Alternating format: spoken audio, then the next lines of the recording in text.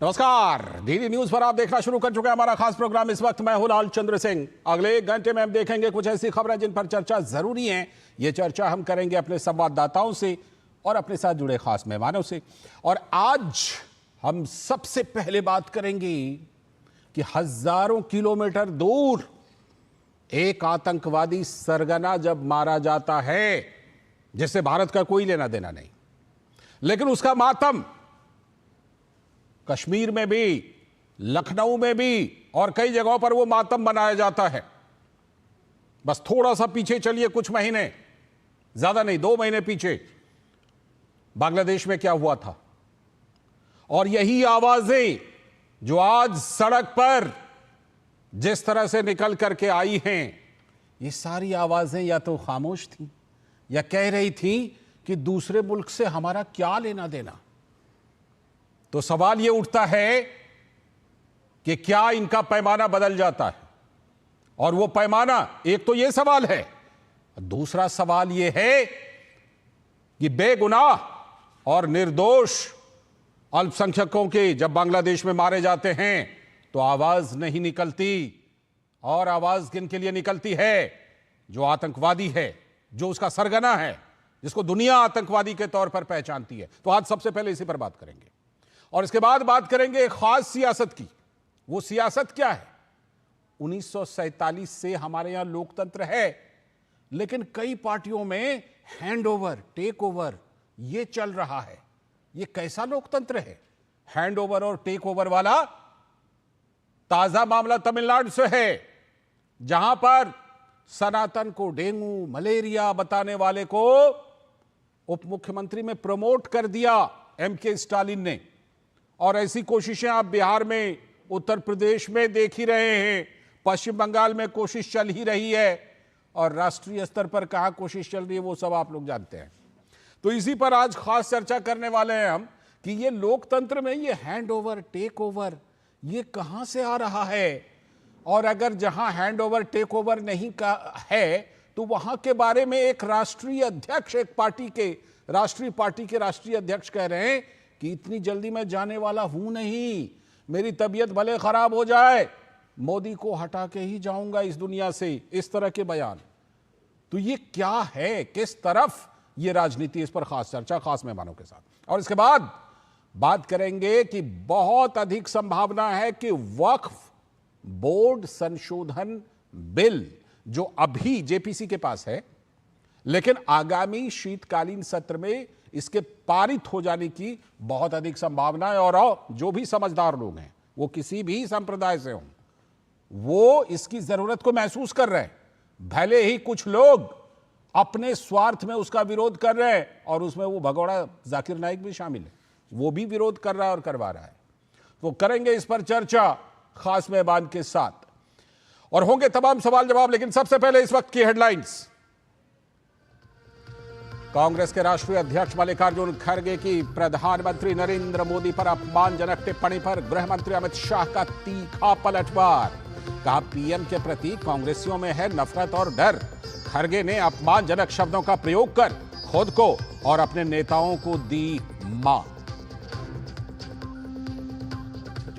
हरियाणा के रण में आज राजनाथ सिंह और योगी आदित्यनाथ समेत बीजेपी नेताओं का धुआंधार प्रचार। तो राहुल और प्रियंका गांधी के साथ हुड्डा और शैलजा की रैली।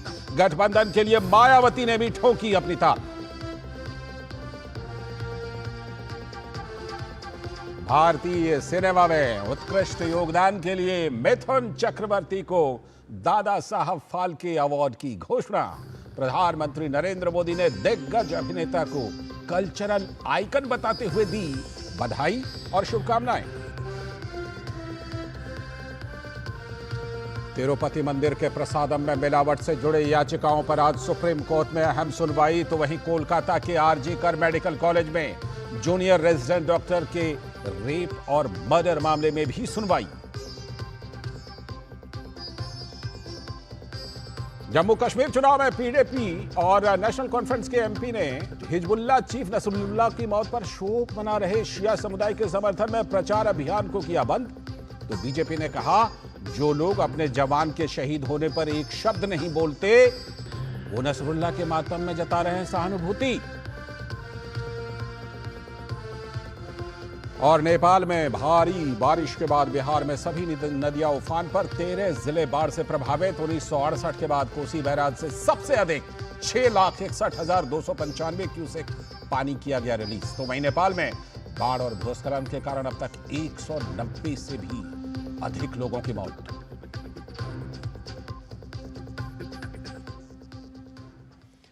तो ये थी इस वक्त की हेडलाइंस। अब देखते हैं खबरों को विस्तार से। और आज सबसे पहले बात करने वाले हैं कि जो लोग ये कहते हैं कि दूसरे मुल्क के मामलों से हमें क्या लेना देना, वो आम लोगों के लिए नहीं, आतंकवादी की सरगना के मारे जाने पर छाती कूट रहे हैं, मातम मना रहे हैं।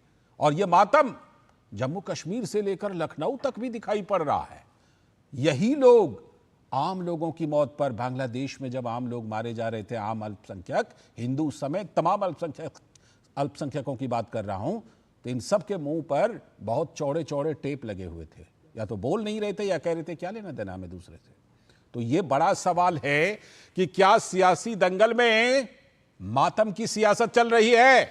जम्मू कश्मीर में तीसरे चरण के चुनाव के लिए प्रचार प्रसार तो थम गया। अब 40 सीटों के लिए कल मतदान की पूरी तैयारी भी है, लेकिन सियासी दंगल में अब मातम की सियासत वहां पर जोर पकड़ रही है। कश्मीर में सियासी लीडरों के समर्थन में बडगाम को बंद रखा गया है।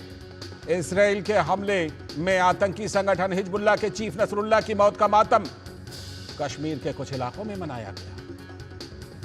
वोट बैंक की सियासत में पीडीपी की नेता महबूबा मुफ्ती ने अपने सभी चुनावी कार्यक्रम कैंसिल कर दिए और मातम मना रहे लोगों के साथ वो हमदर्दी दिखा रही हैं। तो वहीं इसी कोशिश में नेशनल कॉन्फ्रेंस के सांसद सईद राहुल्ला ने भी चुनाव प्रचार छोड़ दिया। तो बीजेपी को मौका मिला। आतंकी संगठन के चीफ नसरुल्लाह की मौत पर घड़ियाली आंसू बहाने वालों को याद दिलाया कि क्या इन्होंने कभी सेना के जवानों के शहीद होने पर मातम मनाया है क्या, या फिर मातम तो छोड़िए, क्या अफसोस के कभी दो शब्द भी कहे हैं क्या। तो सॉफ्ट सेपरेटिज्म की सियासत में कश्मीर के नेताओं में लगता है होड़ लग गई है। तो जाहिर है कि हमास और हिजबुल्लाह इनके लिए आतंकी संगठन लगता है नहीं है। और सबसे बड़ा दुश्मन कौन है? इजराइल। तो वोट बैंक की सियासत में आतंक के समर्थन को भी अक्सर गुड काउज से जोड़ा जाता है। पाकिस्तान गुड टेररिस्ट और बैड टेररिस्ट में फर्क कर कंगाल हुआ पड़ा है, सामने में नजीर है। जाहिर है सियासत में अगर तरक्की और लोगों के जीवन में बदलाव का कोई नजरिया नहीं होता तो वहां इमोशनल कार्ड खेलकर वोट बैंक को मजबूत बनाया जाता है। और यही जम्मू कश्मीर में कुछ पार्टियां और कुछ नेता कर रहे हैं। तो इस मामले में उमर अब्दुल्ला, नेशनल कॉन्फ्रेंस के चीफ, क्या कुछ उन्होंने कहा, आइए देखते हैं। जो कल हुआ उसके बाद ऐसा लगता है जैसे पूरे क्षेत्र में अब जंग के बादल जो है नजर आ रहे हैं। हिंदुस्तान की हुकूमत को, हिंदुस्तान के वजीर आजम को, बाकी मुल्कों के लीडरान को इजराइल पर दबाव बनाए रख के वहां दोबारा अमन कायम करने की मुकम्मल कोशिश करनी चाहिए। बड़े चिंतित लग रहे हैं। और यह चिंता उस समय नहीं थी जब बांग्लादेश में इस तरह का अत्याचार हो रहा था। तो बीजेपी के नेता शाहनवाज हुसैन ने कहा कि सेना जब शहीद होती है तो ये लोग कुछ नहीं करते, लेकिन यहां पर हिजबुल्लाह के चीफ के शहीद होने पर मातम मना रहे हैं। हिजबुल्लाह चीफ के मौत पर महबूबा मुफ्ती मातम मना रही हैं और अपना चुनाव प्रचार अभियान बंद कर रही हैं। और जब बॉर्डर पर जवान शहीद होते हैं तब क्यों नहीं दुखी होती हैं, तब क्यों नहीं चुनाव प्रचार अभियान बंद कर देती हैं। देश के सैनिकों की शहादत पर उनको दुख नहीं होता है। और किसी अन्य देश में, दो देशों के बीच की लड़ाई है, उसमें अगर किसी की मौत होती है तो इंडिया में उनको ज़रूरत नहीं है कि वो मातम मनाएं और अपना चुनाव प्रचार अभियान बंद कर दे। गंभीर सवाल है, इसीलिए हम ये सवाल उठा भी रहे हैं और इसी सवाल का जवाब तलाशने के लिए जुड़ रहे हैं। हमारी संवाददाता रमा त्यागी हमारे साथ ग्राउंड जीरो से, जम्मू कश्मीर से। साथ में हमारे साथ स्टूडियो में हमारे सलाहकार संपादक विनोद मिश्र जी भी जुड़े हुए हैं। रमा, पीडीपी के बयानों को, महबूबा मुफ्ती के बयानों को थोड़ा याद करूं तो पिछले कुछ दिनों में उन्होंने कहा कि देखिए हम तो लगता है कि किंग मेकर रहेंगे, यानी कि ऐसा उनको एहसास शायद हो गया था कि इस बार के चुनावी दौड़ में वो शायद बाहर हैं, ऐसा एहसास उनके इन बयानों से हो रहा था। लेकिन क्या लगता है, इस नसरुल्ला के मारे जाने के बाद, आतंकवादी नसरुल्ला के मारे जाने के बाद, वो एक संजीवनी के तौर पर देख रही हैं क्या कि लास्ट मिनट में कुछ संजीवनी मिल जाए इससे? देखिए, इसमें दो बातें सामने आती हैं। सबसे पहली बात तो वोट बैंक की राजनीति, क्योंकि आपने देखा होगा कि जो एनसी के आगा रोहिल्ला हैं, उन्होंने भी एक दिन के बाद इसी कंपटीशन में ये कहा कि मैं भी चुनाव प्रचार जो है नहीं करूंगा, या बंद, जो पूरा अगर हम उसकी बात करते हैं बड़गांव की बात, तो उसको बंद रखने की बात कही।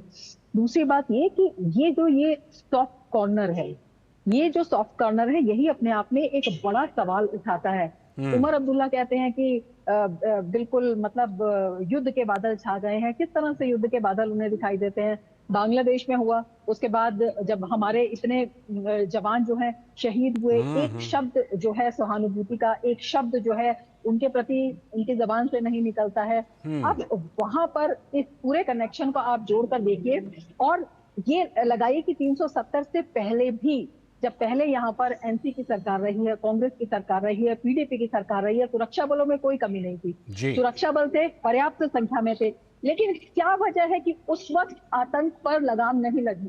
70 सालों में आतंक पर लगाम नहीं लगी, और 370 के बाद किस तरह से जो आतंकी घटनाएं हैं उन पर भी लगाम लगती है, पत्थरबाजी भी बंद हो जाती है। तो ये अपने आप में बड़े सवाल जो है वो उठते हैं पीडीपी के व्यवहार से भी और एनसी के व्यवहार से भी। महबूबा मुफ्ती जो किंग मेकर की बात कर रही थी, लोकसभा चुनाव में जिस तरह से पीडीपी का हश्र हुआ है वो उन्हें अपने आप ही दिखाई दे गया था। तो एक तरह से फेस सेविंग है कि नहीं, हम किंग तो नहीं बनेंगे लेकिन हम किंग मेकर जरूर बनेंगे। इसके साथ ही अगर हम उमर अब्दुल्ला की बात करते हैं तो यहाँ पर भी जो वोट बैंक की राजनीति है कहीं ना कहीं उसको प्रभावित करते हुए वो जरूर दिखाई देते हैं। लेकिन वोट बैंक से इतर जब हम राष्ट्रहित की बात करते हैं, जब हम देश की बात करते हैं, तो उनको देखते हुए ये जो स्टेटमेंट्स हैं बड़े गंभीर हो जाते हैं। ठीक है, बिल्कुल बिल्कुल। आप किनका सम्मान कर रहे हैं? बिल्कुल, ये सवाल तो है। आप किससे सहानुभूति दिखा रहे हैं?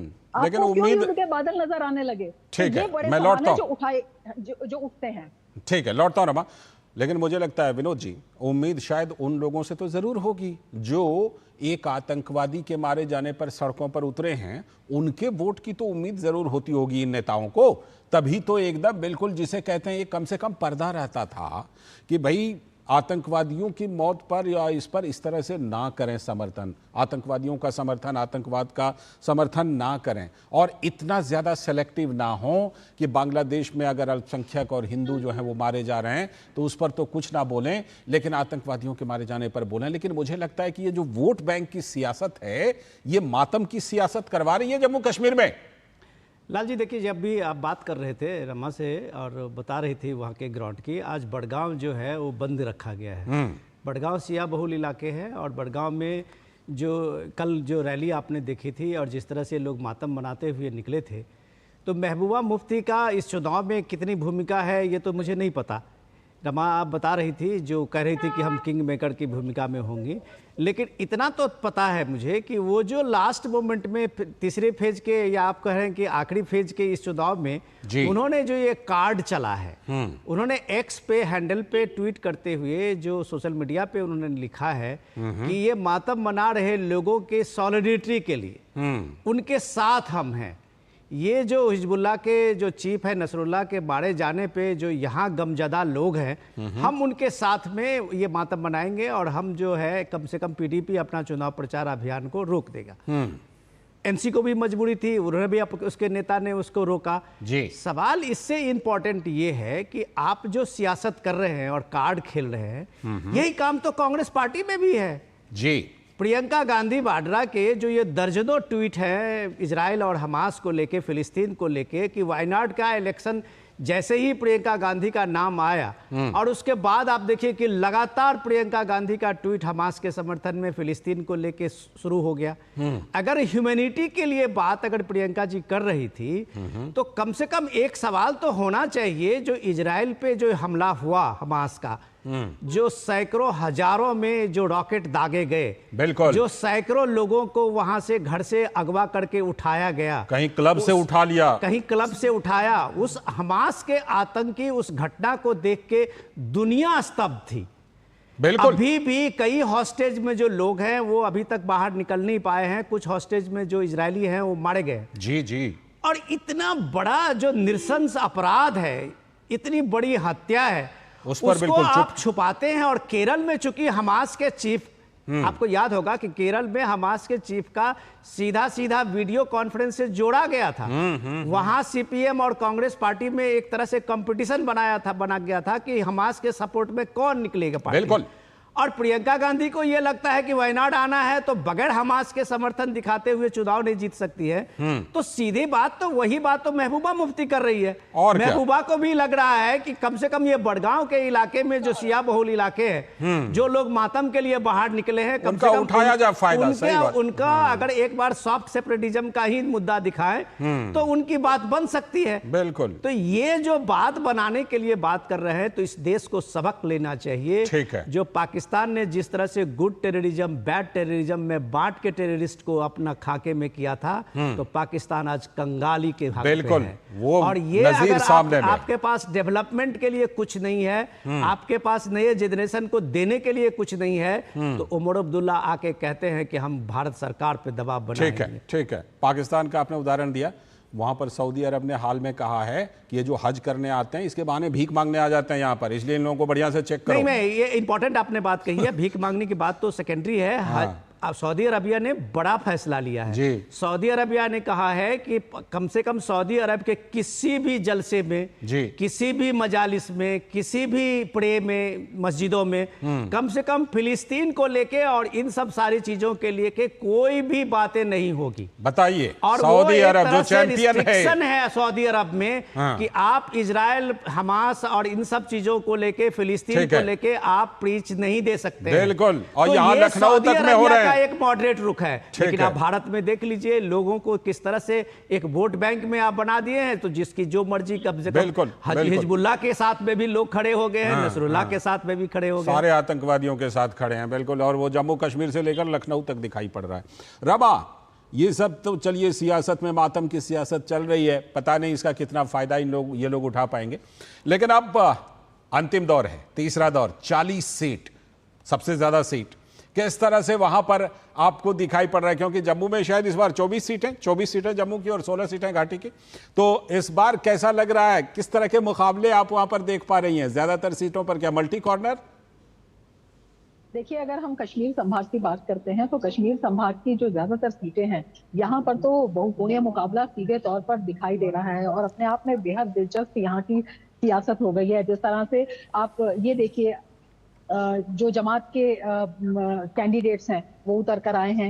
इंजीनियर रशीद की जो पार्टी है उसके जो कैंडिडेट्स हैं वो भी कई सीटें ऐसी हैं जिन पर एक कड़ा चुनावी मुकाबला दे रहे हैं। इसके साथ ही निर्दलियों की अगर हम बात करते हैं, निर्दलियों में बहुत से नए चेहरे हैं और जो नए चेहरे हैं वो बात कर रहे हैं नए जम्मू कश्मीर की, नए विकास की, तो वो भी अपने आप में बेहद महत्वपूर्ण जो है एक इस पूरी चुनावी लड़ाई को बना देते हैं और एक नया एजेंडा भी वो सेट कर रहे हैं। बीजेपी ने भी यहाँ पर कई सीटों पर अपने उम्मीदवार उतारे हैं, तो वो भी चुनौती देते हुए कई सीटों पर दिखाई देते हैं। और दूसरी बड़ी बात है, जब हम निर्दलियों की बात करते हैं तो निर्दलियों में कई ऐसे रेबल कैंडिडेट भी हैं जो कई बार से पीडीपी से और नेशनल कॉन्फ्रेंस से जीतते आए हैं, लेकिन अब उन्हीं दलों के सामने वो चुनौती बनकर खड़े हुए हैं। तो इसको देखते हुए बहुकोणीय लड़ाई तो है ही, यहाँ पर जो मुद्दे हैं, मुद्दों की लड़ाई भी बेहद महत्वपूर्ण है। जिस तरह के मुद्दे यहाँ पर राजनीतिक दलों ने उठाए हैं, लेकिन जिस तरह की जरूरतें यहाँ पर लोगों की है, विकास को लेकर हो, बेरोजगारी को लेकर हो, एक नई तरह की राजनीति हो जो डर से अलग हो, बिल्कुल इसी नई राजनीति को उसको लेकर काफी उत्साहित है यहाँ का मतदाता। इसी नई राजनीति को जिस तरह वहां पर युवा बढ़ा रहे हैं, नई सोच की तरह, ये देखना बड़ा दिलचस्प होगा कि इस बार कश्मीर के लोग इस सियासत को कितना स्वीकार करते हैं। और हम आपके जरिए जानकारी लेते रहेंगे। फिलहाल आपका बहुत बहुत शुक्रिया रमा त्यागी जुड़ने के लिए। और विनोद जी, आप हमारे साथ जुड़े रहिएगा क्योंकि आज हम खास चर्चा करने वाले हैं। और आज की जो हमारी खास चर्चा होने वाली कि हमारे यहाँ लोकतंत्र आ गया है, लेकिन ये हैंड ओवर टेक ओवर, ये तमिलनाडु से लेकर के दिल्ली तक जो चलता रहता है, इस पर खास चर्चा करेंगे। और ये भी चर्चा करेंगे इस हैंड ओवर टेक ओवर में ऐसे भी बयान दिए जाते हैं कि जब तक मैं जिंदा हूं तब तक जिंदा रहूंगा, जब तक हटा नहीं लूंगा पीएम मोदी को। इस पर करेंगे खास चर्चा। फिलहाल वक्त है एक ब्रेक का।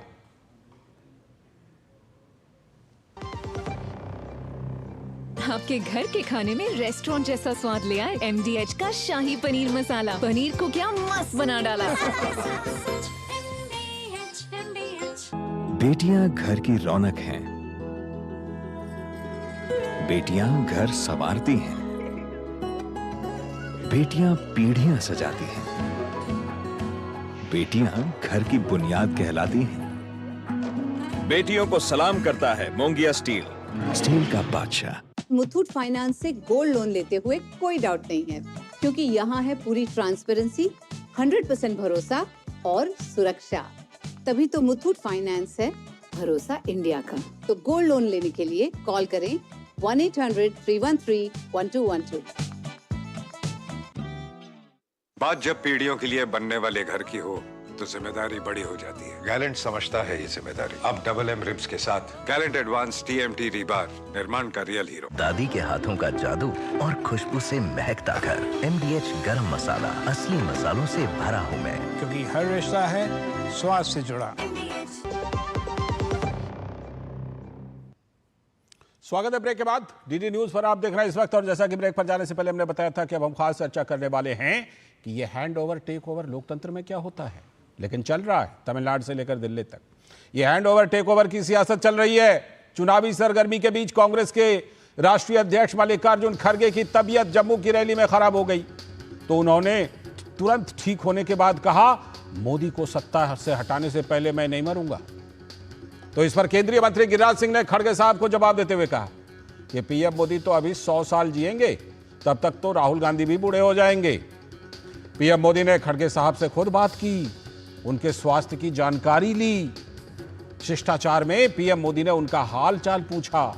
लेकिन अगर जनता के चुने हुए प्रधानमंत्री के प्रति कांग्रेस जैसे पार्टी के राष्ट्रीय अध्यक्ष की ऐसी सोच है तो प्रतिक्रिया तो स्वाभाविक है। तो केंद्रीय गृह मंत्री अमित शाह ने कहा, खड़गे जी बेवजह अपने स्वास्थ्य के मामले में पीएम मोदी को घसीट रहे हैं। उन्होंने कहा, खड़गे जी ने अपना कटुता का परिचय दिया है। इससे पता चलता है कि इन कांग्रेसियों में पीएम मोदी के प्रति कितनी नफरत है और कितना डर है। उन्होंने साथ ही यह भी कहा कि खड़गे जी कई सालों तक स्वस्थ रहें और 2047 तक विकसित भारत के निर्माण को भी देखें। जानकार मानते हैं कि कांग्रेस पार्टी जल्दी में है। जनता भले ही राहुल गांधी को पीएम बनाने के लिए फिलहाल अभी तैयार नहीं है, लेकिन पार्टी हर हाल में उन्हें पीएम देखना ही चाहती है। और इसके लिए समाज में जितने नफरत बोने पड़े, वंशवादी पार्टी में हैंड ओवर टेक ओवर के लिए क्षेत्रीय पार्टियों में भी प्रतिस्पर्धा है। तमिलनाडु के मुख्यमंत्री M.K. स्टालिन ने अपने बेटे को मंत्री से उप मुख्यमंत्री बनाकर वंश परंपरा को और थोड़ा आगे बढ़ा दिया। पहले उन्होंने सनातन विरोध में भड़काऊ बयान दिलाकर द्रविड़ आंदोलन को जिंदा करने की कोशिश की। बाद में उन्हें इनाम देकर अगली पीढ़ी का नेता बना दिया गया। इधर ममता बनर्जी की बात कर लीजिए। पश्चिम बंगाल में उनकी पार्टी में लगभग हैंड ओवर टेक ओवर हो चुका है। ममता ने अपने भतीजे अभिषेक को जनरल सेक्रेटरी बनाकर पार्टी की कमान उनके हाथ में सौंप दी है। परोक्ष रूप में सत्ता के कर्ता धर्ता तो अभिषेक बनर्जी ही माने जाते हैं। बिहार की बात कीजिए। लालू यादव के परिवार की पार्टी आरजेडी के सुपुत्र तेजस्वी को हैंड ओवर कर चुकी है। लालू यादव उन्हें सीएम बनाने के लिए जी तोड़ कोशिश कर रहे हैं। उत्तर प्रदेश आ जाइए। अखिलेश यादव ने हैंड ओवर टेक ओवर के बीच पार्टी नेता और पिता मुलायम सिंह यादव को ही पीछे छोड़ दिया था, उन्हीं को किनारे कर दिया था, ठिकाने लगा दिया था। बीआरएस सहित कई क्षेत्रीय पार्टियों की भी बात कीजिए। नई पीढ़ी के लिए परिवार के बच्चों को आगे बढ़ाने की पहल तेज कर दी गई है। और पीएम मोदी ने इन सब के बीच क्या कहा था कि भ्रष्टाचार, वंशवाद और तुष्टीकरण इस देश को दीमक की तरह कुतर रहे हैं। पीएम मोदी के खिलाफ नफरती बयान की वजह यह भी हो सकती है क्योंकि पीएम मोदी कहीं ना कहीं इस चीज में आड़े आ जाते हैं, आगे सामने दिखाई पड़ते हैं पीएम मोदी की सियासत। तो कांग्रेस के राष्ट्रीय अध्यक्ष मल्लिकार्जुन खड़गे ने प्रधानमंत्री मोदी पर आपत्तिजनक बयान देते हुए क्या कुछ कहा था, हम आपको दिखाते हैं। स्टेटहुड का तो मैं बोला हूं, स्टेटहुड जरूर देंगे और उसके लिए हम जरूर लड़ेंगे, चाहे कुछ भी हो। मैं ऐसा ही छोड़ने वाला नहीं। अब मेरे को तो 83 इयर्स चल रहे, इतना जल्दी मरने वाला नहीं हूँ। जब तक मोदी को नहीं हटाएंगे तब तक मैं जिंदा ही रहूंगा, आपकी बात सुनूंगा, आपके लिए लड़ूंगा। खड़गे जी हमेशा स्वस्थ रहें, यही कामना है। कांग्रेस अध्यक्ष मल्लिकार्जुन खड़गे द्वारा प्रधानमंत्री को लेकर दिए गए बयान पर केंद्रीय मंत्री गिरिराज सिंह ने तंज कसा। उन्होंने कहा कि मोदी जी तो हजारों वर्ष तक भारत के लोगों के दिलों में राज करेंगे, तो किसी के जीवित रहने या ना रहने से कोई फर्क नहीं पड़ता। खड़गे साहब, नरेंद्र मोदी हजारों साल तक भारत की जनता के दिलों पर वास करते रहेंगे।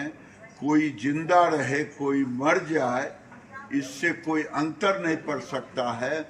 मोदी जी वो व्यक्ति हैं जो भारत में गरीबों के मसीहा के रूप। और इन सब के बीच कांग्रेस के नेता जयराम रमेश ने कहा कि खड़गे जी की थोड़ी सी तबीयत खराब हुई थी, लेकिन अब वो सक्रिय हैं, ठीक हैं। खड़गे जी थोड़ा बीमार पड़ गए, उनको इलाज करना पड़ा, पर अभी ठीक हो गए हैं, चुनाव प्रचार में आ जाएंगे। बड़े आक्रामक हैं, बड़े सक्रिय हैं, उनका कोई नजरअंदाज नहीं कर सकता। बिल्कुल, खड़गे जी ठीक हैं, ठीक रहने चाहिए, और लेकिन जिस तरह के बयान उन्होंने दिए हैं वो ठीक नहीं है। और साथ ही ये जो बयान है, क्या ये हैंड ओवर टेक ओवर की वजह से दिया गया, और क्या सियासत चल रही है तमिलनाडु से लेकर दिल्ली तक, इसी पर आज की खास चर्चा हम करेंगे। और इस चर्चा में हमारे साथ शामिल हो रहे हैं धनंजय गिरी जी, भारतीय जनता पार्टी के प्रवक्ता। बहुत बहुत स्वागत धनंजय गिरी जी। साथ में राहुल लाल जी, राजनीतिक विश्लेषक और कांग्रेस के समर्थन में मजबूती से बात रखने वाले राहुल लाल जी, बहुत बहुत स्वागत। और हमारे सलाहकार संपादक विनोद मिश्र जी तो हमारे साथ स्टूडियो में हैं ही, उन्हीं से मैं चर्चा को आगे बढ़ाता हूं। विनोद जी, सबसे पहले खड़गे जी के बयान पर आ जाते हैं। प्रधानमंत्री नरेंद्र मोदी ने खुद फोन करके उनके तबीयत की जानकारी ली है, और जिस समय फोन किया होगा तब तक प्रधानमंत्री मोदी जी को ये बात बिल्कुल पता होगी कि खड़गे जी ने क्या बयान दिया है। बयान दिया है कि मैं तब तक नहीं मरूंगा जब तक मोदी को हटा नहीं लूंगा। एक तरफ ये शिष्टाचार और दूसरी तरफ राष्ट्रीय पार्टी कांग्रेस के राष्ट्रीय अध्यक्ष खड़गे जी का बयान। कितना बड़ा कंट्रास्ट विनोद जी। अभी आपने जयराम रमेश जी का सुना बाइट, और वो जो कह रहे थे कि खड़गे जी स्वस्थ हैं और खड़गे जी आक्रामक है, तो आक्रामक सियासत करते हैं, तो जाहिर सी बात है कि उस कहने का कुछ मतलब होगा।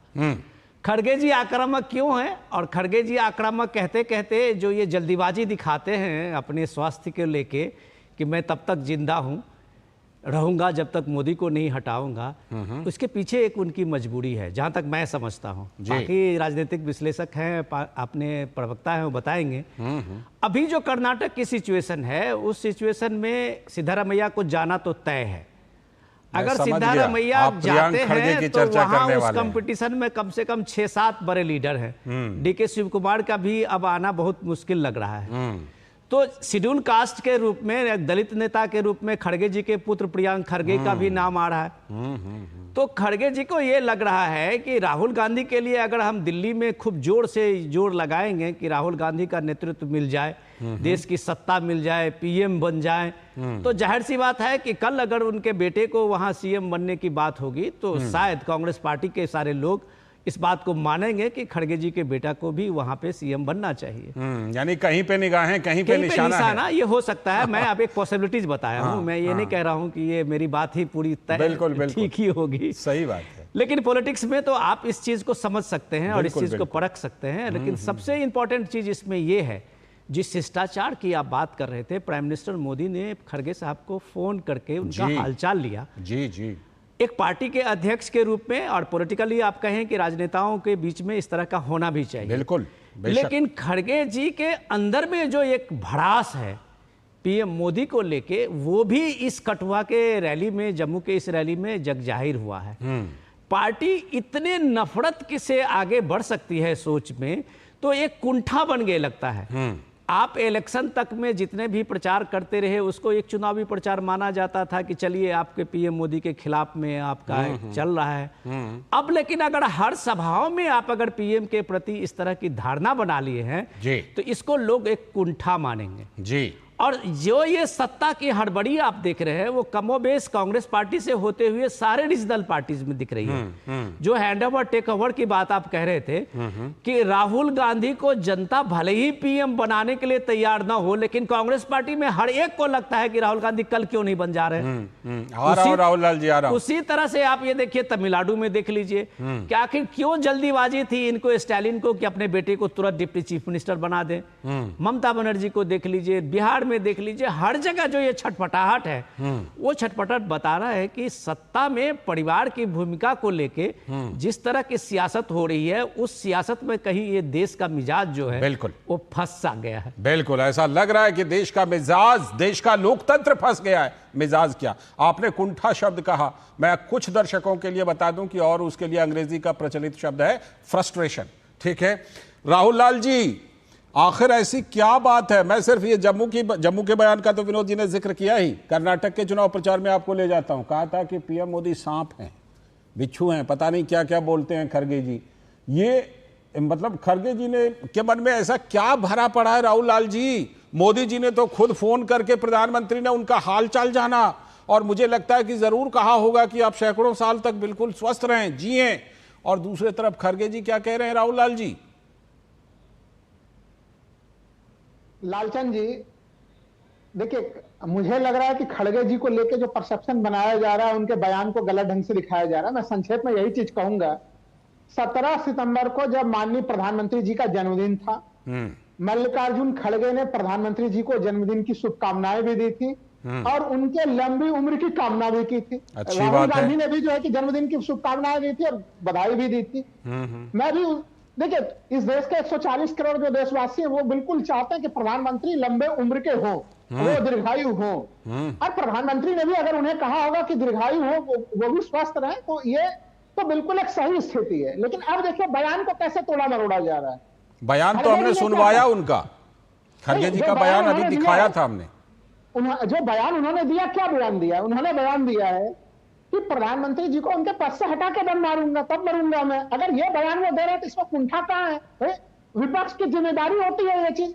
मैं 2013 में यही गुजरात, अभी हरियाणा में माननीय प्रधानमंत्री जी की रैली हुई थी, बहुत बड़ी रैली हुई थी उस समय, और प्रधानमंत्री जी ने वहां से शंखनाद किया था कि मनमोहन सिंह को मैं उनके पद से हटा के दम मारूंगा, उन्हें हटाऊंगा उन्हें। तो वो सब विपक्ष में थे, उन्होंने ये बयान दिए। तो क्या वो प्रधान मनमोहन सिंह जी का तो आपको लगता है कि बीजेपी इस मामले को ज्यादा रिएक्ट कर रही है ना? ओवर रिएक्ट कर रही है, गलत पर्सपेक्टिव में कर रही है। ठीक है धनंजय गिरी जी, मैं आता हूं राहुल लाल जी। धनंजय गिरी जी, बीजेपी इस पर ओवर रिएक्ट कर रही है क्या? और अगर कर रही तो क्यों ओवर रिएक्ट कर रही है? नहीं लालचंद जी, हम तो कहेंगे कि खड़गे जी दीजिए, सैकड़ों साल बनी रहे मोदी की सरकार, क्योंकि हमारी सरकार जो है वो गांव गरीब किसान नौजवान की सरकार है। इस देश के लिए जरूरी सरकार है, इस देश के लिए जरूरत है नरेंद्र मोदी जी का सत्ता में रहना। इसलिए हम चाहेंगे कि हम भाई खड़गे जी दीर्घायु हो, स्वस्थ रहें। और खड़गे जी जिस तरह की दावेदारी कर रहे हैं वो नरेंद्र मोदी पर तो बोल सकते हैं, मोदी पर उनका चैलेंज हो सकता है, मोदी से संबंधित तो कोई बात कहे तो हमें उस पर कोई ये नहीं है, लेकिन वो महाकाल पर कैसे बोल सकते हैं? आना जाना तो ये महाकाल तय करते हैं। हमारे यहाँ सृष्टि का जो नियम है, जो हिंदू धर्म में हम लोग मान के चलते हैं, ये महाकाल के ऊपर है कि कौन कब आएगा, कौन कब जाएगा। लेकिन जो आने जाने और महाकाल की गारंटी देने वाले अगर चुनाव की गारंटी नहीं दे पाते हैं, 99 सीटों पर समेट जाते हैं। धनंजय जी, खड़गे जी के इस बयान में, जम्मू वाले बयान में आपत्तिजनक क्या लगा आपको? नहीं, उनका ये कहना भाई चुनाव, असहमतियों का सम्मान लोकतंत्र है। हमारे पुरखों ने असहमतियों की फसल बोई है, ये लहलहाता हुआ लोकतंत्र उसी की बानगी है। तो हम इस बात से कोई असहमत रहे, इससे कोई दिक्कत नहीं है। लेकिन उसमें जीने मरने की बात करना कि तब तक मैं नहीं करूंगा, तब तक मैं ये नहीं करूंगा, तब तक मैं वो नहीं करूंगा, ये कंडीशनल करना, ये मतलब ये स्वस्थ लोकतंत्र के लिए उचित नहीं है। ठीक है, समझ गया, आपका पॉइंट आ गया। ठीक है, लौटता हूं आपके पास। एक अलग विषय है। ठीक है, लौटता हूं धनंजय जी। विनोद जी, ये बात तो हुई खड़गे जी के बयान की, अब जरा उस पर आइए कि ये तमिलनाडु से लेकर के बिहार और उत्तर प्रदेश में तो प्रोसेस पूरा हो चुका है, तमिलनाडु हो, बंगाल हो और दिल्ली भी हो, चल क्या रहा है? क्या हमारे यहाँ लोकतंत्र है? और क्या लोकतंत्र में इस तरह हैंड ओवर टेक ओवर होता है? जो कि अभी ताजा मामला तमिलनाडु में दिखाई पड़ रहा है।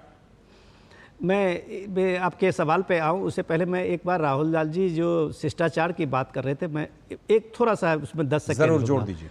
राहुल लाल जी, सवाल इसका नहीं है कि पीएम के प्रति उन्होंने क्या कहा और कि उसके बाद उसके शब्द क्या थे। सवाल है कि इलेक्शन रैली में आप बीमार पड़े, आपको लोगों ने संभाला, आपको लोगों ने तुरंत आपको मेडिसिन दिलाई, डॉक्टर दिखाया, उठ के आप खड़े हुए, और आपके इस बीमारी से पीएम मोदी का क्या लेना देना? आप बेवजह में पीएम को घसीट के अपना वो इंपॉर्टेंस बताना चाह रहे थे। आप बेवजह में उसमें अपने बयान को लेके आप बहस चाहते थे। ये साधारण बात नहीं है। आप कठुआ में बीमार पड़े और आप वहां पे बात करनी चाहिए थे अपने स्वास्थ्य को लेके, और आपको अपनी पार्टी की बात करनी चाहिए थी। आपकी पार्टी में पीएम कहां से आ गए? सही बात है। तो अब सुनिए, आप अपने समय में जवाब दीजिएगा। दूसरी बात मैं ये कह रहा हूं कि ये कंपटीशन जो हैंड ओवर टेक ओवर हो रहा है, ये कंपटीशन तो दिल्ली से शुरू हुई है। दिल्ली में जब से आपने पिछले 10 साल से राजनीति में, या आप कहें से उससे पहले से भी, कि राहुल गांधी ही कांग्रेस के सर्वे सर्वा होंगे, और इसको लेके आपको याद होगा कि वो जो आपके कौन ग्रुप था, वो ग्रुप 23 का G23 तो वो 23 लगातार कहता रहा पार्टियों से कि भैया कुछ तो संगठन में राहुल जी का थोड़ा सा काउंटर ले लेते हैं। आपने जो ये कंपटीशन शुरू किया है, तो उसका नतीजा जो आप रीजनल पार्टी में देख रहे हैं, वो हर कोई रीजनल पार्टी अपना परिवार की पार्टी बनाया है। राहुल जी काउंटर कीजिए, उसके बाद आगे खतरे में, एक मिनट मैं कह दूं, ये लोकतंत्र खतरे में जो परिवारवादियों ने लाया है। विनोद जी G23 के बारे में बड़ा अच्छा पॉइंट आपने याद दिलाया। G23 बिल्कुल मजबूती से खड़ा था और कांग्रेस के लिए एक संकट की स्थिति बनी हुई थी। बेदम सहमत हूं विनोद जी। अरे भाई साहब, वो कहां है G23? आपने गुलाम नबी आजाद से लेके सबको बाहर कर दिया। एक बार अगर उसने संगठन में चुनौती देने की बात की तो विनोद जी, लेकिन आपको ध्यान होना चाहिए कि उसके बाद भारतीय लोकतंत्र में हम लोगों ने देखा कि 2 बड़ी पार्टियां, भारतीय जनता पार्टी और कांग्रेस में लोकतंत्र के चुनाव होता है, और चुनाव होने के बाद यहाँ पे मल्लिकार्जुन खड़गे निर्वाचित रूप से आते हैं। अरे आप तो कह देंगे कि मल्लिकार्जुन खड़गे, फिर आप कहेंगे कि वो दलित नेता बने हैं। आप ये भी कह देंगे। धनंजय जी जवाब देंगे आपका बेहतर। मैं दलित नेता, देखिए मैं तो खुल के आ रहा हूँ धनंजय जी, आ रहा हूँ। वो दलित नेता थे इसलिए। हाँ ठीक है धनंजय जी, आ रहा हूँ अभी आ रहा हूँ। धनंजय जी एक छोटा काउंटर आप कर लीजिए, उसके बाद फिर आगे बढ़ो। लालचंद जी देखिए, कोई कुछ बातें राहुल जी, चाटुकारिता की भी एक सीमा है।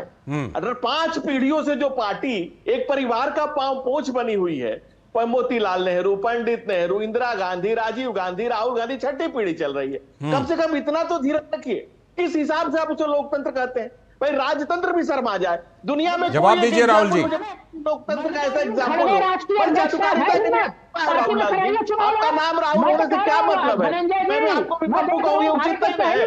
कम से कम आप कह रहे हैं कि मल्लिकार्जुन खड़गे चुन क्या है, इसमें कोई किसी को भी हास्यास्पद, अब इससे बड़ी हास्यास्पद बात कोई हो नहीं सकती। क्या आप कह रहे हैं कि मल्लिकार्जुन खड़गे चुन क्या है, जबकि मल्लिकार्जुन खड़गे हर जगह जाते हैं आला कमान तय करेगा, आला कमान तय करेगा, तो फिर काहे के अध्यक्ष है?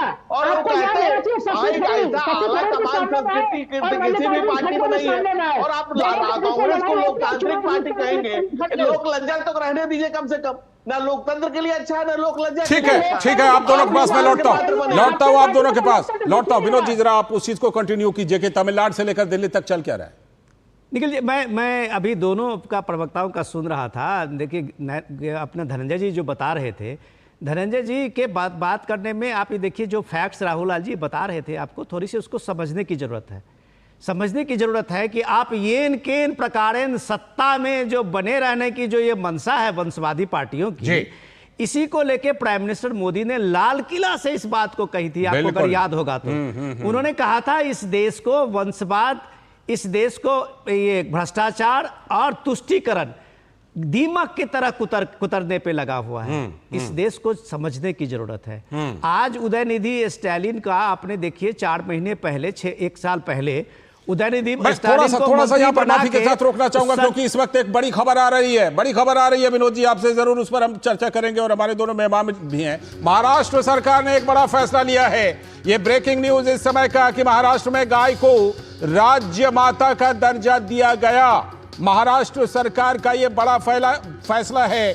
इस वक्त की एक बड़ी खबर कि वहां पर गाय को राज्य माता का दर्जा दिया गया। जैसा कि आप जानते हैं कि जो सनातन संस्कृति है उसमें गाय को माता का दर्जा प्राप्त है। तो महाराष्ट्र सरकार ने इस बारे में बड़ा फैसला लिया है कि महाराष्ट्र में गाय को राज्य माता का दर्जा दिया गया है। वहां पर के जो उप मुख्यमंत्री और गृह मंत्री देवेंद्र फडणवीस हैं, उन्होंने कहा है कि देसी गाय हमारे किसानों के लिए वरदान है। तो महाराष्ट्र सरकार का यह बड़ा फैसला, इस वक्त की बड़ी खबर, और गाय को वहां पर राज्य माता का दर्जा देने का निर्णय लिया गया है महाराष्ट्र में। पहले भी वहां पर गोवंश को लेकर के कानून था, लेकिन अब जाकर वहां पर गाय को राज्य माता का भी दर्जा दिया गया है। मैं इस पर चर्चा करता हूं विनोद जी हमारे साथ, हम सलाहकार संपादक हमारे बने हुए हैं। विनोद जी, इस फैसले को लेकर कैसे देखा जाए, क्योंकि हम जानते हैं कि जो गाय है उनका किस तरह से गाय का सम्मान है, माता का दर्जा प्राप्त है। अब महाराष्ट्र सरकार ने भी राज्य माता का राज्य में दर्जा दिया है। जाहिर सी बात है, ये एक संवैधानिक जिम्मेदारी की बात है लाल जी। हमारे संविधान में आप ये देखिए कि संविधान में गाय की रक्षा, गाय के संवर्धन के बारे में लिखा गया है। बिल्कुल, आर्टिकल 44 नीति निर्देशक तत्व में लिखा गया है। अब ये स्टेट पे जो अपने अपने कल्चर के नाम पे और भोजन और इसके नाम पे लोगों ने ये किया था कि डाइवर्सिटीज है और इसके नाम पे उन्होंने किया है, तो जाहिर सी बात है कि सनातन की परंपरा में के साथ साथ में कृषि के रूप में भी अगर आप देखिए तो गाय की जो भूमिका है एक पशु के रूप से ज्यादा गाय एक परिवार के लिए, एक पशुपालक के लिए एक उसका एक आदर की चीज होती है। तो गाय के एक आदर की जो भूमिका रही है, महाराष्ट्र सरकार ने वो एक तरह से उस लोगों की जो भावना है उनको सामने में रखा है। महाराष्ट्र में कृषि के क्षेत्र से जुड़े हुए जो लोग हैं, देसी गाय लगभग उन लोगों के हर के घरों के सामने में होती है।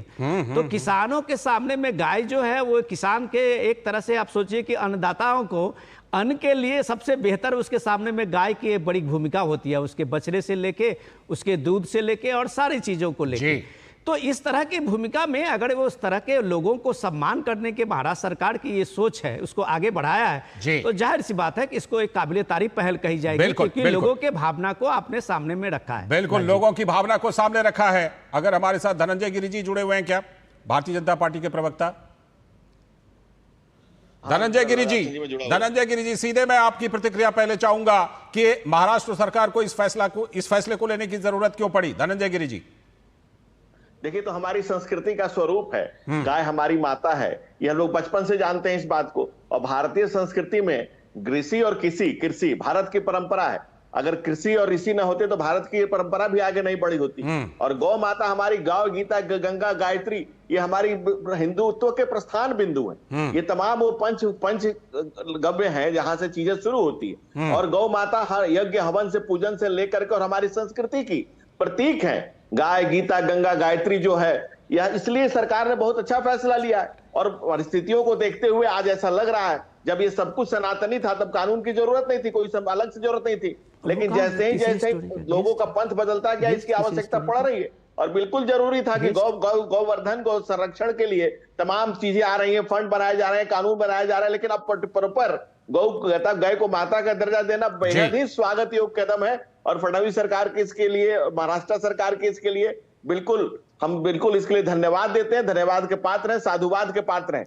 इस देश में की संस्कृति के लिए ये बहुत ही जरूरी कदम था। ठीक है, राहुल लाल जी जुड़े हुए हमारे साथ। बिल्कुल लालचंद जी। राहुल लाल जी, कैसे इस फैसले को देखा जाए, राजनीतिक विश्लेषक के तौर पर बताइए, महाराष्ट्र सरकार के इस फैसले को कैसे देखा जाए। देखिए, गाय को माता घोषित करना, मैं इसको स्वागत योग्य कदम मानता हूं। लेकिन मुख्य मैं इस फैसले का मैं स्वागत करूंगा, क्योंकि गाय माता की जो स्थिति राष्ट्रव्यापी तौर पे मैं देखता हूं, वो जिस तरह से पॉलिथीन खाने के लिए बाध्य है, वो कहीं से बेहतर नहीं लगता। लेकिन एक चीज और मैं कहूंगा कि ये फैसला सबसे पहले तब जब महाराष्ट्र चुनाव के मुंह के पे पहुंच गया तब ये फैसला लिया जा रहा है, और पहले लेकर अच्छा लगता है ये फैसला। दूसरी चीज कि अभी नॉर्थ ईस्ट के कई राज्यों में गाय माता के लिए जो संघर्ष कर रहे हैं हमारे शंकराचार्य जोशी मठ के, और अलग अलग राज्यों में जब जाके वो इस मांग को रखना चाहते हैं तो उन्हें एयरपोर्ट से लौटा दिया जा रहा है।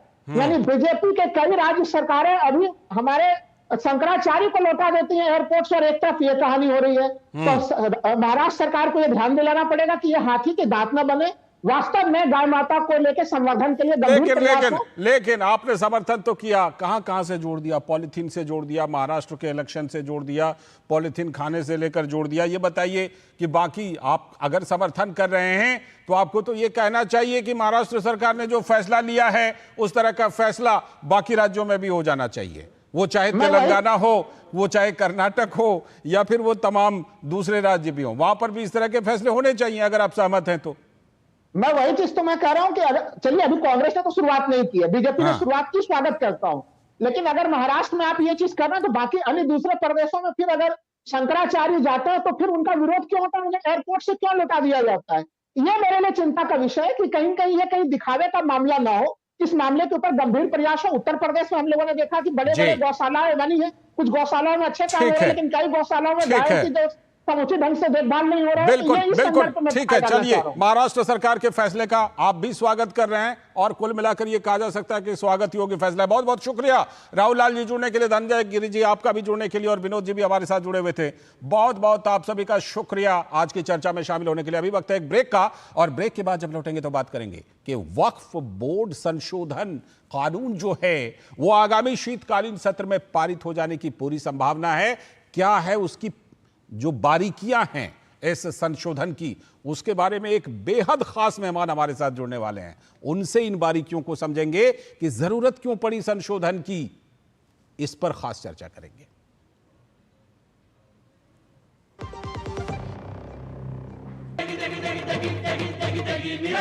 MDH की देगी मिर्च, देगी मिर्च का तड़का, अंग अंग फड़का। MDH की देगी मिर्च। बेटियां घर की रौनक हैं, बेटियां घर संवारती हैं, बेटियां पीढ़ियां सजाती हैं, बेटियां घर की बुनियाद कहलाती हैं। बेटियों को सलाम करता है मोंगिया स्टील, स्टील का बादशाह। सुरक्षा की गारंटी हर चीज में जरूरी है, चाहे वो मुश्किल स्टंट हो या अच्छी फसल। इसलिए ले आइए IIL के ट्रैक्टर ब्रांड का शिनबार, जो देता है सुंडी और ट्रिप से सुरक्षा की गारंटी। स्वागत है ब्रेक के बाद। डीडी न्यूज पर आप देख रहे हैं इस वक्त, और अब हम बात करने वाले हैं वक्फ बिल। वक्फ संशोधन जो बिल है उस पर अगले सत्र में पारित होने की उसकी पूरी संभावना है। केंद्रीय गृह मंत्री अमित शाह वक्फ बोर्ड में खामियों को दूर करने के लिए लाया जा रहा है बदलाव, ये कह चुके हैं अमित शाह। कई मुस्लिम संगठनों और उलेमाओं ने इसका समर्थन भी किया है। तो वक्फ संशोधन बिल आगामी सत्र में पारित होने की पूरी संभावना है। संसद के आगामी शीतकालीन सत्र में वक्फ बोर्ड संशोधन बिल पारित हो जाने की पूरी संभावना है। केंद्रीय गृह मंत्री अमित शाह ने मोदी सरकार 3.0 के 100 दिन पूरे होने के मौके पर इस बारे में जानकारी दी थी। वक्फ बोर्ड में मौजूदा खामियों को दूर करने के लिए यह बदलाव किया जा रहा है। अमित शाह ने कहा था कई मुस्लिम संगठन और उलेमाओं ने भी खोलकर किया है वक्फ बोर्ड संशोधन बिल का समर्थन। जेपीसी में फिलहाल यह मामला है। वक्फ बोर्ड का गठन और कई संशोधन संसद से ही तो पारित हो चुका है, तो फिर सवाल है कि इस बार के संशोधन को लेकर इतना हंगामा क्यों बरपा है। देश के अंदर कुछ लोगों के साथ ही भगौड़ा जाकिर हुसैन तक इसका विरोध कर रहा है, और मुस्लिम तुष्टीकरण के नाम पर भारत में कुछ राजनीतिक पार्टियां भी इस विरोध में साथ दे रही हैं। जबकि ये तो साफ है कि वक्फ बोर्ड का कुछ गिने चुने लोगों ने ही बेजा इस्तेमाल किया। कांग्रेस की सरकारों के दौरान संशोधनों के जरिए वक्फ बोर्ड को दिए गए असीमित अधिकार, लेकिन आम मुसलमानों को इस वक्फ बोर्ड से कुछ भी हासिल नहीं हुआ है। तो केंद्रीय गृह मंत्री अमित शाह ने वक्फ बिल पर क्या कुछ कहा, आइए पहले वो देख लेते हैं, फिर जुड़ेंगे अपने खास मेहमान से। वक्फ बोर्ड का जो कानून है, ये वक्फ बोर्ड के कानून से बहुत परेशानी है ना। एक कानून को एक शीत सत्र में हम सुधार कर सीधा करने का काम कर देंगे। तो ये वक्फ बिल में क्या कुछ है, संशोधन बिल में इसकी जरूरत क्यों पड़ी, और जो विरोध कर रहे हैं क्या उनका विरोध जायज है? इस पर चर्चा करने के लिए हमारे साथ आज बेहद खास शख्सियत और बेहद खास मेहमान मुफ्ती वजाहत साहब, मुस्लिम स्कॉलर। बहुत बहुत खैर मकदम, स्वागत आपका डीडी न्यूज पर मुफ्ती साहब। सबसे पहले मैं आपसे इसी बात पर चर्चा करना चाहूंगा कि ये जो संशोधन की, अमेंडमेंट की जरूरत पड़ी? आखिर ऐसी क्या जरूरत आन पड़ी जिससे कि ये अमेंडमेंट लाने पड़े? जरा हमारे तमाम दर्शकों के लिए बिल्कुल आसान शब्दों में बताइए कि ऐसी क्या जरूरत आ पड़ी थी। देखिए, सभी को मेरा आदाब, नमस्कार। जी आदाब। और मैं बहुत ही सुथरी सी और साफ सी बात यह है जी कि वक्फ बहुत बड़ी प्रॉपर्टी वाला एक डिपार्टमेंट है, जिसको मुसलमान ये मानता है कि उनके बड़ों ने उनके छोटों के लिए, यानी जो यतीम लावारिस दबा कुचला मुसलमान है, उसके लिए उसको वक्फ किया है ताकि वो उसकी मुस्तहिक जो है उसको जरूरत में अपनी काम में ले सके। जी। और ये राजेंद्र सच्चर कमेटी की रिपोर्ट ये बता रही है कि हिंदुस्तान में, और वो भी आंकड़े बताते हैं सरकारी भी और गैर सरकारी भी, कि हिंदुस्तान में डिफेंस और रेलवे के बाद सबसे बड़ा जो वक्त प्रॉपर्टीज का बड़ा हिस्सा जो है वक्त के पास है। बिल्कुल दुरुस्त बात। 70 सालों में मुझे नहीं लगा कि वक्फ बोर्ड ने हिंदुस्तान के मुसलमानों को, या हमारी वो गरीब दबा कुचला मुसलमान, लावारिस, यतीम, मिस्कीन, बेवाएं, मुतल्लकाए, बहुत लंबी तफसील इसकी हो सकती है, कि 70 सालों में इस बोर्ड ने उनको एक खोटी चवन्नी भर का भी फायदा पहुंचाया। जो माननीय गृह मंत्री श्री अमित शाह जी ने कहा है, इतनी मतलब 100%, 100% और बिल्कुल 24 कैरेट सोना बात है कि चंद लोगों को, जो भूमाफिया हैं, वो कांग्रेस से जुड़े हुए रहे हों, समाजवादी से जुड़े हुए रहे हों, मुस्लिम संगठन या मुस्लिम लीडरशिप को फायदा हो गया हो, अलग बात है, लेकिन जिसके लिए वो उसको वक्फ किया गया है, उस लावारिस, उस यतीम और लाचार को उसका कोई फायदा नहीं पहुंचा है। और मुझे इस बात की, देखिए, अमेंडमेंट मौके मौके पर होते रहे हैं, आपने देखा है, पहले भी अमेंडमेंट होते रहे, ऐसा नहीं कि पहली बार हो रहा है। लेकिन मुझे इस बात पर बहुत शर्मिंदगी भी है और इंतहाई मैं परेशानी भी महसूस कर रहा हूं कि 70 सालों में मुसलमानों ने वक्फ बोर्ड के जो मालिकान थे बने हुए, वो चेयरमैन की शक्ल में हो, वो मुतवल्लियों की शक्ल में हो, मेंबर की शक्ल में हो, चूंकि 70 सालों में मुसलमान रहे हैं हमेशा, कोई हिंदू, कोई बुद्धिस्ट, कोई सिख, कोई जैन, कोई ईसाई नहीं बन पाया, वो तो मुसलमान ही रहा।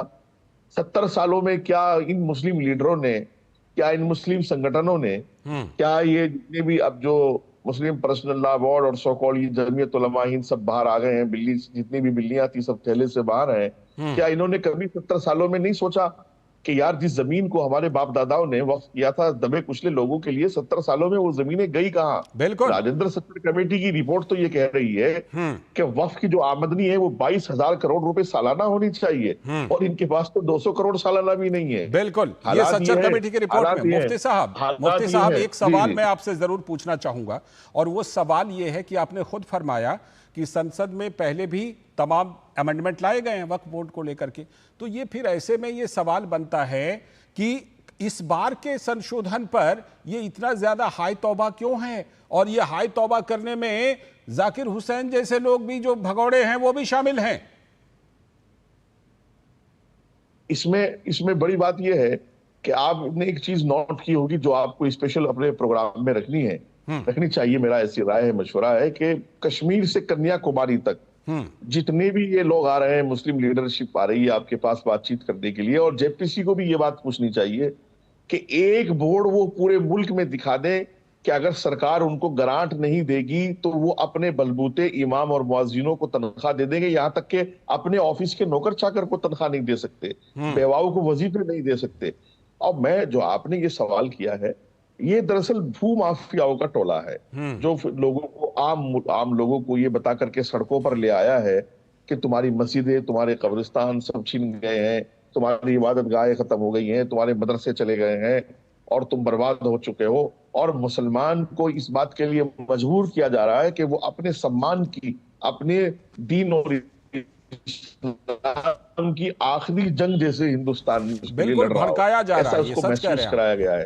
अब आपको मैं, आपके जिम्मेदार चैनल पर मैं एक बात कहना चाहूंगा, जरूर दोनों जमीयत को ले लीजिएगा, अरशद मदनी लीजिएगा, महमूद मदनी ग्रुप को लीजिएगा, दोनों जमीयतों 100 साल पुरानी तहरीक हैं, दोनों का ऑफिस वक्फ बोर्ड की जमीन पर है। आप हैदराबाद चलिए मेरे साथ, मैं आपके साथ जाने को तैयार हूं। आपको पता चलेगा कि ओवैसी ब्रदर्स और उनके नजदीकी लोगों ने आधे से ज्यादा हैदराबाद और तेलंगाना आंध्रा की वक्फ बोर्ड की जमीनों पर कब्जे किए हुए हैं। और इसको ओवैसी अपनी तकरीरों में कह रहे हैं कि यूपी में इतने जमीनों के कागज नहीं है, आंध्रा में इतने जमीनों के कागज नहीं है।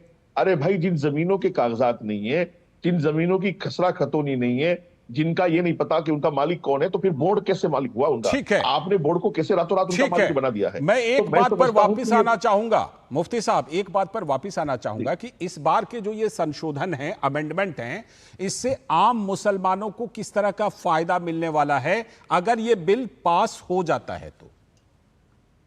देखिए, इसमें एक तो ये है कि सरकार ने जो नया अमेंडमेंट किया है, तो जो डिस्ट्रिक्ट प्रशासन है, अब किसी भी जिले में जो सबसे बड़ा अधिकारी होता है वो डीएम होता है। अब आप ये देखिए, मैं आपको यूपी की मिसाल दूंगा कि यूपी में सहारनपुर, मेरठ, मुजफ्फरनगर किसी एक को उठा लीजिएगा आप, जरूर, और वक्फ बोर्ड की किसी जमीन का मसला हो तो वो डीएम को कोई मतलब नहीं है, कमिश्नर को कोई मतलब नहीं है। सीधा आप लखनऊ जाओ, वहां से अलर्ट करा के ले आओ और 2-4 साल में उस जमीन को बेच दो। ना डीएम को ताकत है आपसे पूछने की, ना कमिश्नर को ताकत है। सरकार ये चाहती है कि जिस तरह और सरकारी और जमीनों पर डीएम और पूरी एक कमेटी गठित होती है बाकायदा, और सारी चीजें एक प्रोसीजर के तहत चलती हैं, इस तरह बोर्ड चले। ना कि ये कि मैं आपकी जमीन पर रातों रात दावा करूं और सुबह को आपकी जमीन को नोटिस देकर के खाली करने का कह दूं कि आपकी जमीन मेरी जमीन है और प्रसार भारती जो है वक्फ बोर्ड की जगह पर है। बिल्कुल, तो बिल्कुल, ऐसे कई मामले सामने आ चुके हैं, सच कह रहे हैं आप। ये सरकार नहीं चाहती कि ये अंधा कानून नहीं चलेगा। और बोर्ड को मैं समझता हूं करप्शन ने किस कदर खाया है। सरकार की मंशा बहुत साफ है। देखिए, मैं आपको बता दूं, सरकार, प्राइम मिनिस्टर इस बात के लिए बहुत पाबंद है कि उन्होंने देश हित में और राष्ट्र हित में और जनता के लिए, आवाम के लिए जो वादे किए वो उसको निभा रहे हैं।